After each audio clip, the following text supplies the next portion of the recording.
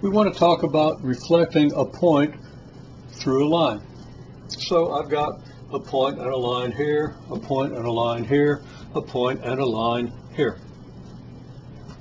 To reflect a point through a line, I've got the two rules here. I'm just going to demonstrate them, then I'll read the rules to you. The idea is fairly simple, but it can get a little confusing when you try to eyeball it, so we want to be careful.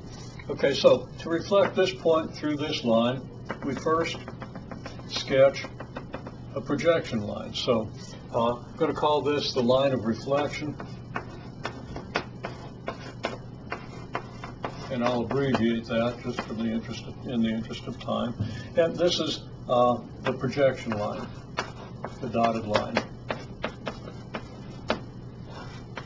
The projection line has to make a right angle. So the projection line basically goes straight through. If you're standing here and here's a fence, and over the top of the hill you see a mad bull coming at you, this is the direction you're going to run. You're going to run straight toward the fence, which means your path is going to make a right angle with the fence. That's the shortest distance between you and the fence. Okay, so there's your right angle. The other characteristic of the reflection of a point, and let's give this point a name. Let's call the point A. The reflected point has to be at the same distance from the line as the original point. And I should add on the other side. Okay, so it has to be on the other side of the line. Because if it was on the projection line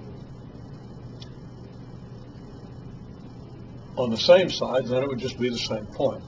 Okay, so we have the point that we'll call A prime, and this distance is the same as this distance.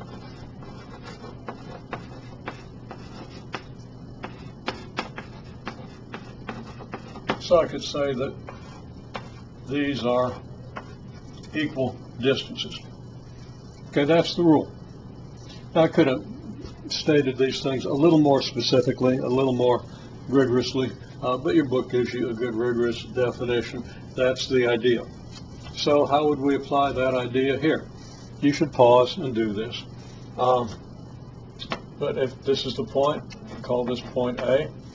I draw the projection line, which has to make a right angle with the original line. And of course, I haven't said it, the projection line has to go through the point that you're reflecting, as it did over here. And then you go an equal distance on the other side. We make sure that this is a right angle. This angle should equal this angle, and this angle, and this angle. All four of these angles should all be equal. If they aren't, then you know you excuse me, haven't drawn a good reflection line. Then we go the same distance from here to here. So here's my point A prime. I could note that this distance is equal to this distance the way I did here, but I'm going to leave it the way it is.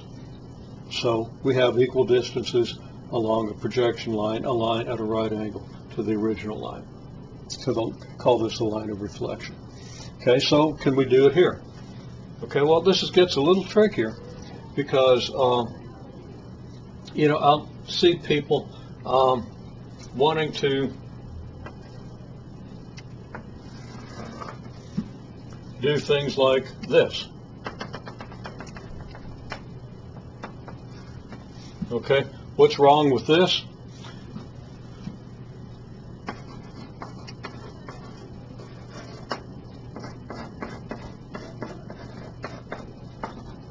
Well, what's wrong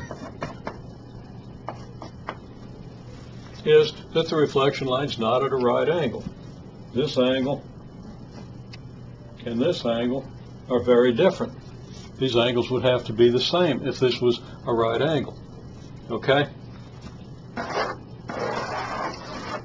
So that's one example, or straight down, or in the direction you went on your last construction. Okay?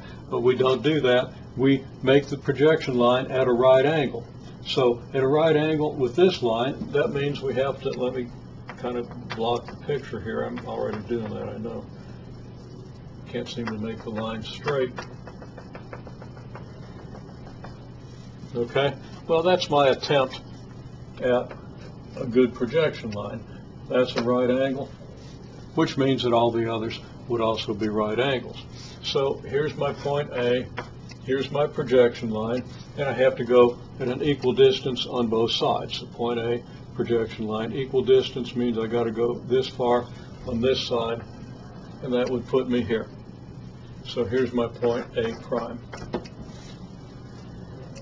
So whether the angle is vertical, horizontal, or at some angle with vertical or horizontal, you should be able to make a projection line. And if you want to make it really neat, you can take a piece of paper and measure that angle. And again, I'm kind of in the way there. Okay, take a piece of paper and insert it here to see if you've got a pretty good right angle. Now, I did a little better than usual on that one. I didn't have a lot of confidence, but it turned out that it came out pretty good. Okay, that's how we reflect a point. That's the basis of reflecting shapes. And we'll proceed in the next video to make reflections of shapes or reflections of groups of lines. You'll see.